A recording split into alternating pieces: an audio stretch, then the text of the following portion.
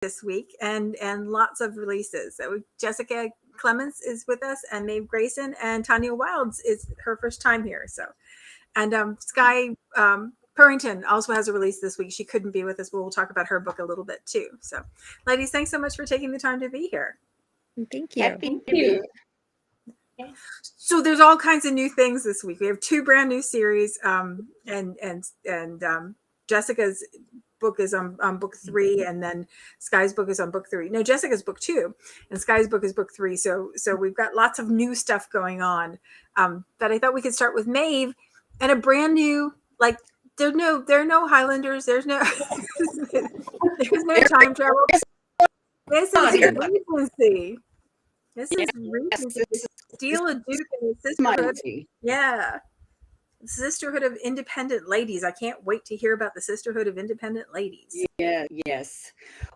This series is based, back then, if, let's say, the woman is married to a rich duke and he dies, they have a son, unless her marriage contract or something made allowances for her, then she had to depend on the goodwill and kindness of others, or on finding other rich get along.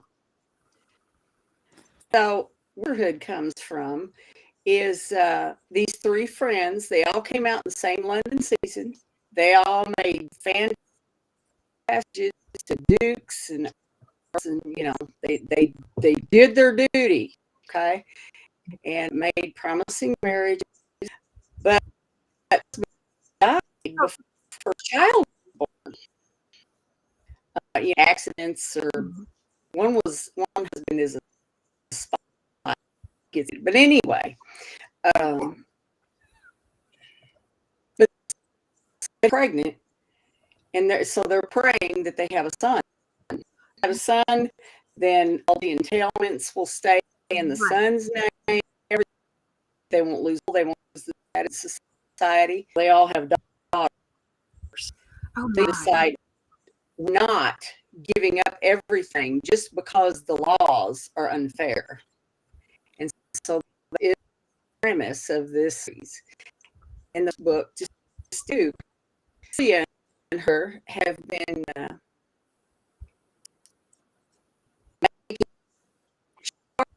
just in the business world and investments. He's just so brilliant. Every other man like him and tries to cause his business schemes and his investments, because the man is absolutely well. The man is sealed. Fantastic. Woman possibly be that intelligent. And the way she does it is with some very, very loyal, very well hired employees they're paid well for their loyalty and their ability to keep their mouths shut. And she handles things. She, they never really see Duke, because Charles is always he's in the continent looking for more deals, or he's and most of the time Celia and her mother live in Germany. And so everybody in London, well, he's in Germany with his mother and his sister. Everybody in Germany that isn't close to them and isn't in on the scheme thinks, well, he's in London doing all the business stuff. Well, Celia's mother develops an illness. The doctor they bring in just say, well, she's not going to make it. And so she go back to London one last time. And Celia can't refuse her mother's dying wish. So Celia says, well, if I go as the Duke's sister, everybody's going to be expecting me to come out and debut. And she said, I'm not going. She said, I have time. And her mother's companion. The dowager can't travel alone, and but then that's where it gets in. And Elias, one of the solicitors handling all the accounts in London, and inherited their account from his mentor, who was madly in love with the Dowager Duchess. But of course, the match never would have worked. So, but he always he kept her score and everything, and but he never told Elias over the fight the truth about the situation. Yeah. So for the Dowager Duchess, she calls Elias to the house because she wants to put together a will because she wants Celia to be taken care of than she was when she lost her husband. And Elias, even when he first hits the door and meets her, he's struck in her fires. He's just she's like, I don't want you to. And then when he's a dude, he's got a secret. Yeah. With her,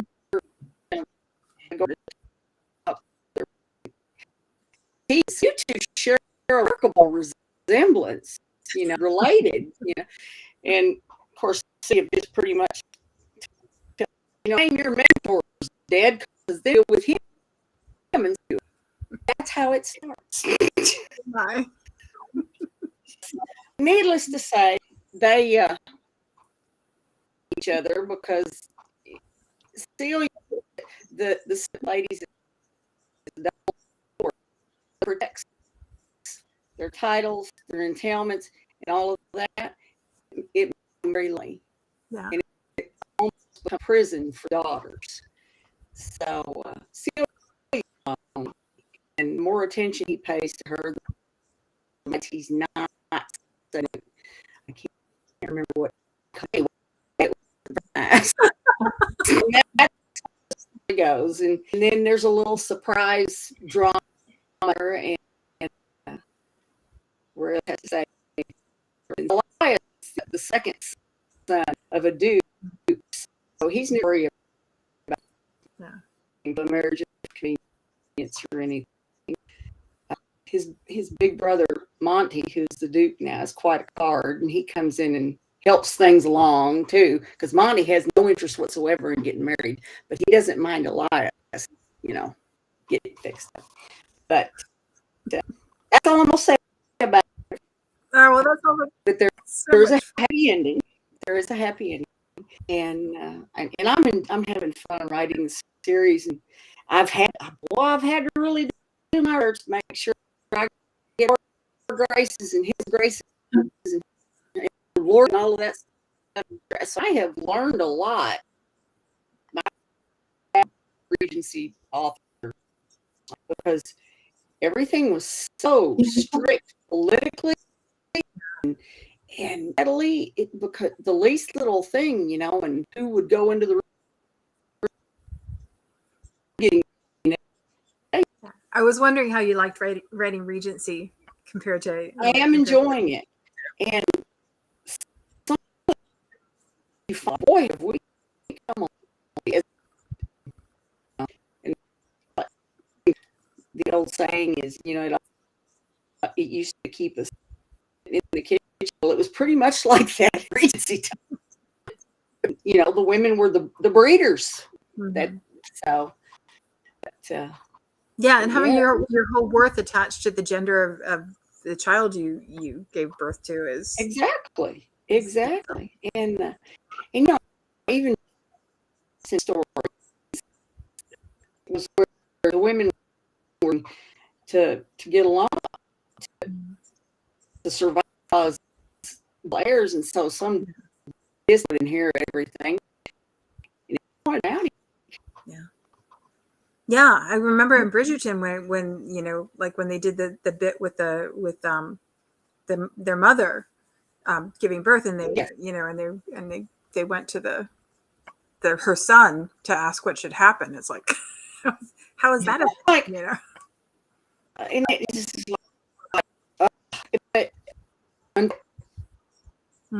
true. I mean, you can find so many documents about it. Saying it, unless they were strong women who, they let the men be the head of the they were the neck, and we know About the neck.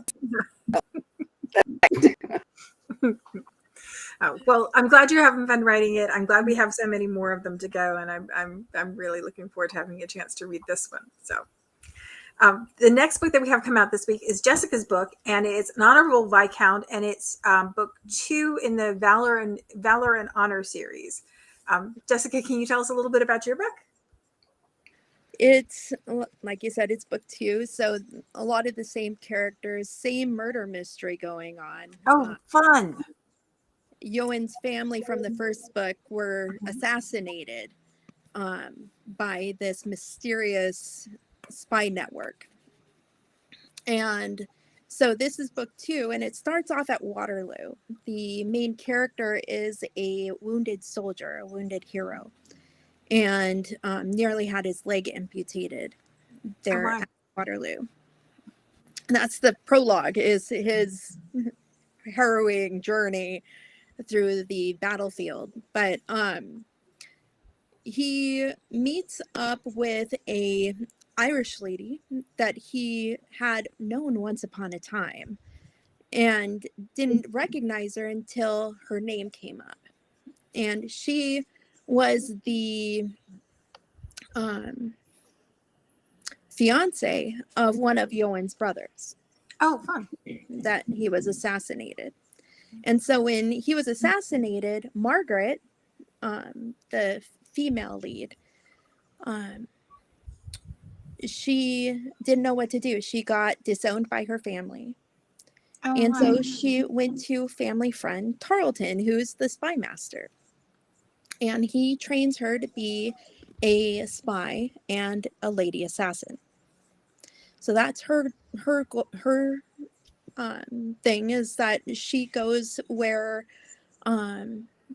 men can't get into, and poison is her drug of choice. And so it's them. I do not want to know what your search history looks like. No. Yeah, my search history is not good. I would not. I cannot. The FBI might be watching you.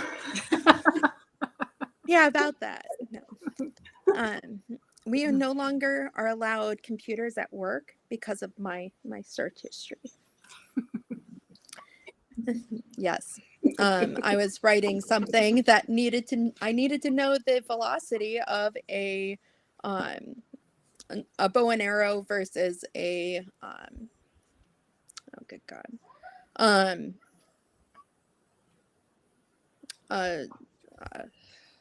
Anyway, Crossbow, yes. And so all of a sudden there's crossbows and arrows and compared to a pistol or a revolver. And so work doesn't do that anymore. Yeah, they would want to know what you were up to. Yes. And when I explain I'm an author, I'm not out to kill anybody for real. Fictionally, yes. Always. A lot of anger. And that's the way I get out my anger, is I put somebody in there and I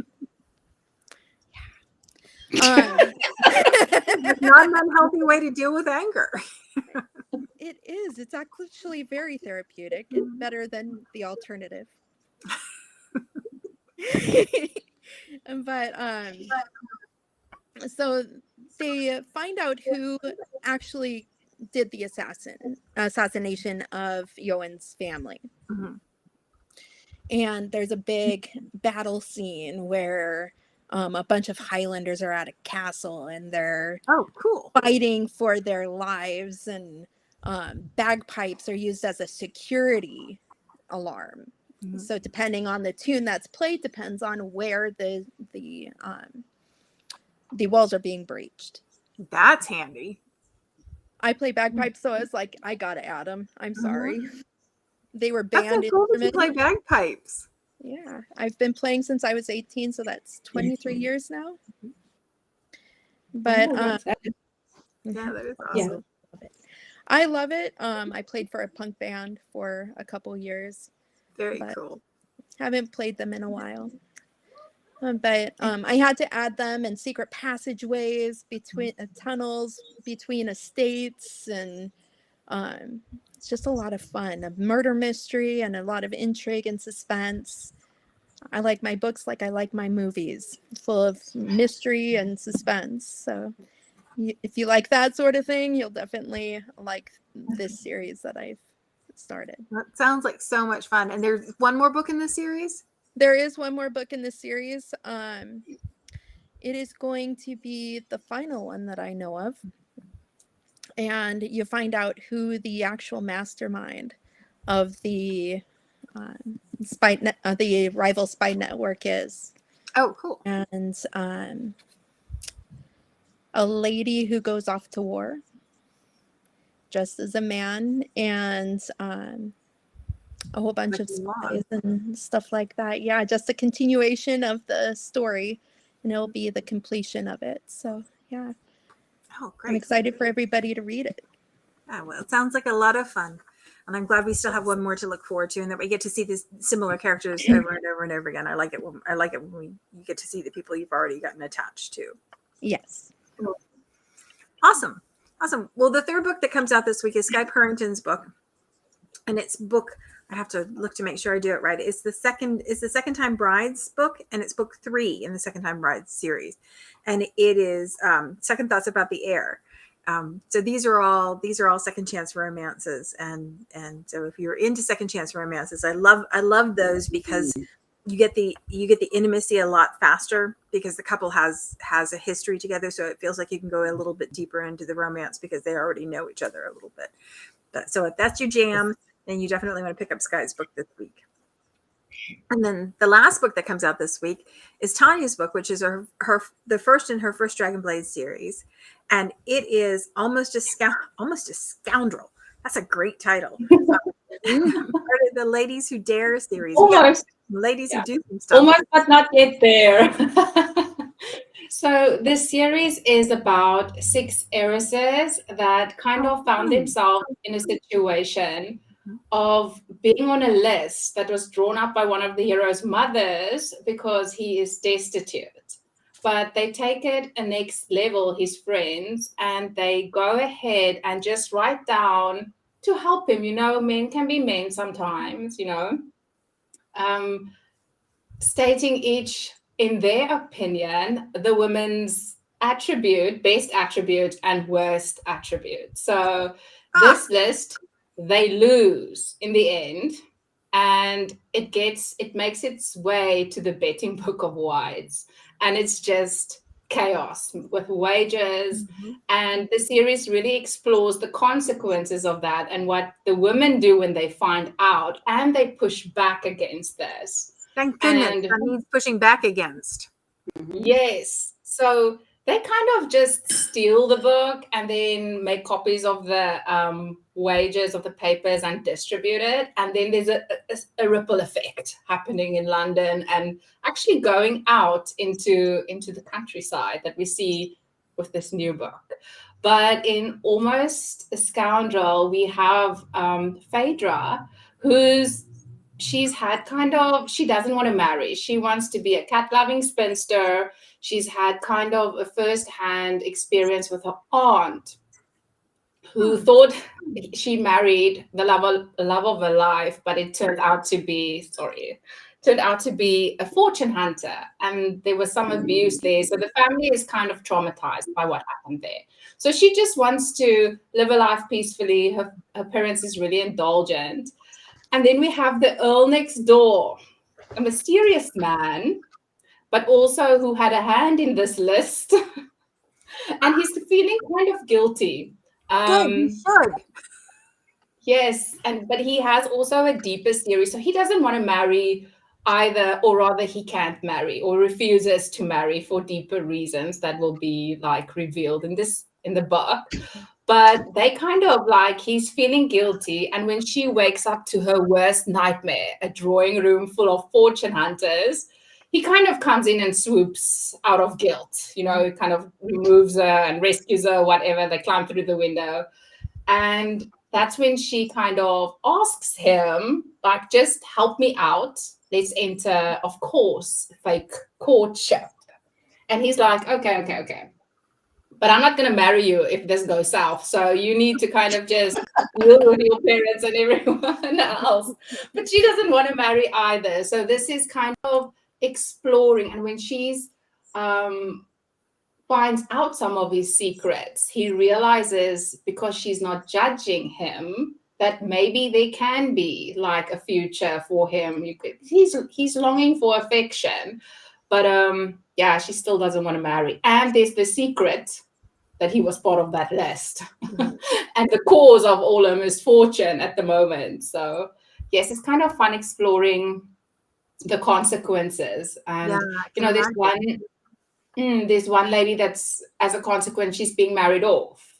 This is the next book. And one of the brothers that was also like complicit in this list, his sister was in this list. So that was also nice to kind of just explore and write that story. Yes.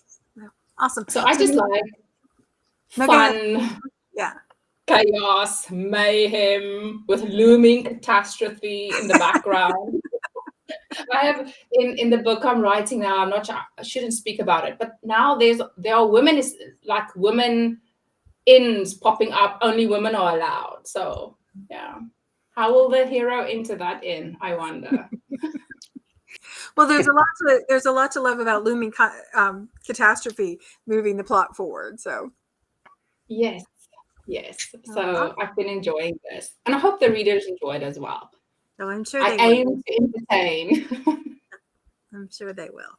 And do we get all 6 of the heiresses in this one? Yeah. In this book I'm writing, catching a glimpse. Some of them you'll catch a glimpse. In each book, they all stand alone. You don't have to follow the series. Oh, awesome. But yeah, each heiress will heiress. I always like. I was practicing the word heiress, like heiress. Each one gets their story. Yeah. I have to gear myself up anytime we have a Marquess or a Marquess. I have to do it 3 or 4 times before. How do you start? Which I don't know. I don't know. Anna St. Clair and I go back and forth about it every time we talk about it. I think it's Marquess, but I'm not sure. It might be Mark. Because my next book is to steal a Marquess or Marquess, whichever. We're going to have to figure it out before we get to that point, Maeve. So. Exactly. Yeah. Well, awesome. Well, there's so many good books to look forward to this week, and I love that they're all so different. I was wondering if you guys wanted to talk a little bit about because we talked about Sky's books being a second chance romance series. If you wanted to talk a little bit about your favorite tropes, either to read or to write, whichever you feel more drawn to. Is there something in particular that calls to you? I can answer. That's really like enemies to lovers is my go-to.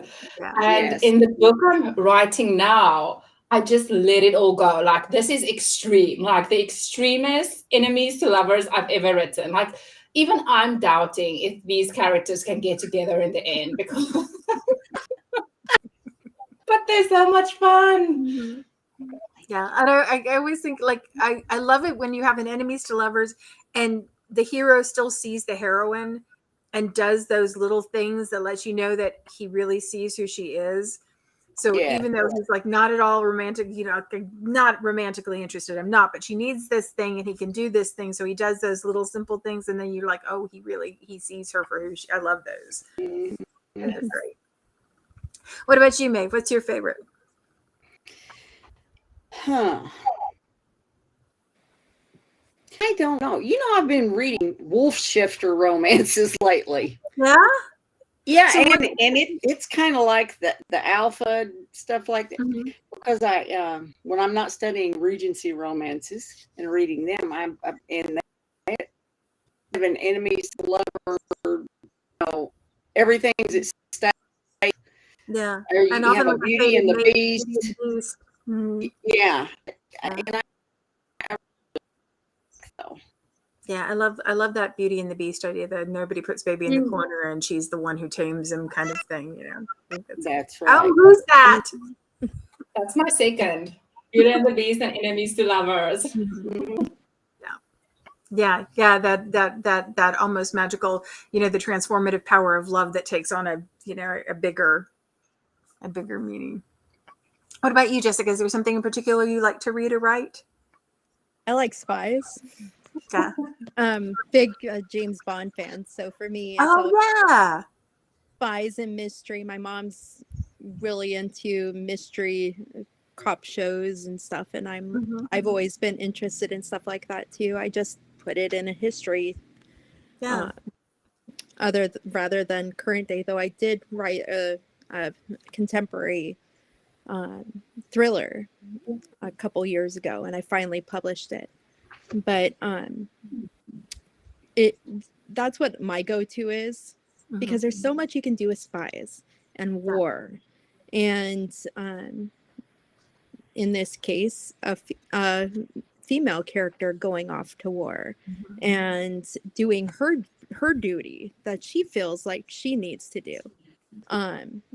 In this book, the female character is actually the older, so 5 years old. Oh, cool. So you have that. So I kind of like to mix. Yeah. But with the female being the older, age gap, romance. But I like to revolve around a little bit, not just in one particular. I don't really consider anything tropes. I just like storylines. So I don't know exactly what to ever put in tropes, but I like to just bounce back and forth. My first one was an enemies to lovers. This one is age gap. Just anything that has a good story. Yeah. So do you get your stories first, or do you get the characters first? In these ones, the characters came first, but there's others where just the storyline comes first. It just depends on the muse, I guess. Yeah. What about you, Tanya? Do you get your stories first or your characters first? I usually get the characters first, kind of an idea of who they are. Usually the heroines, but I did have a book where I got a scene first, and I needed to add this scene. Yeah, so I based this whole book around this scene, only to realize, okay, this scene needs to be at the end, not at the beginning. But that's where I kind of use the scene to kind of map out the book. But it's usually characters. Yeah, I like dialogue. Dialogue will pop in my head, like a snippet of dialogue, and I'll write it down, and it will just go from there. Right to it. Yes. Awesome. What about you, Maeve? Definitely the characters first, and flip and see a picture, think, wow, and then the story starts takes on a life of its own.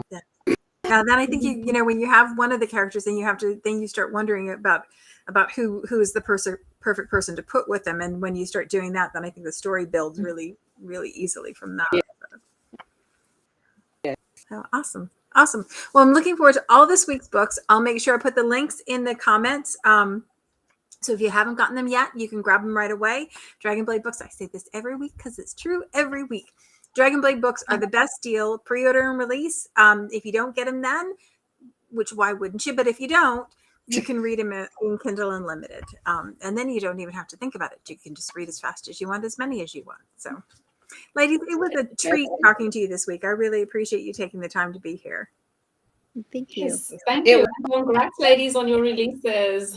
Congratulations, you too. Thank you. Thanks so much. We'll see you next week, same time.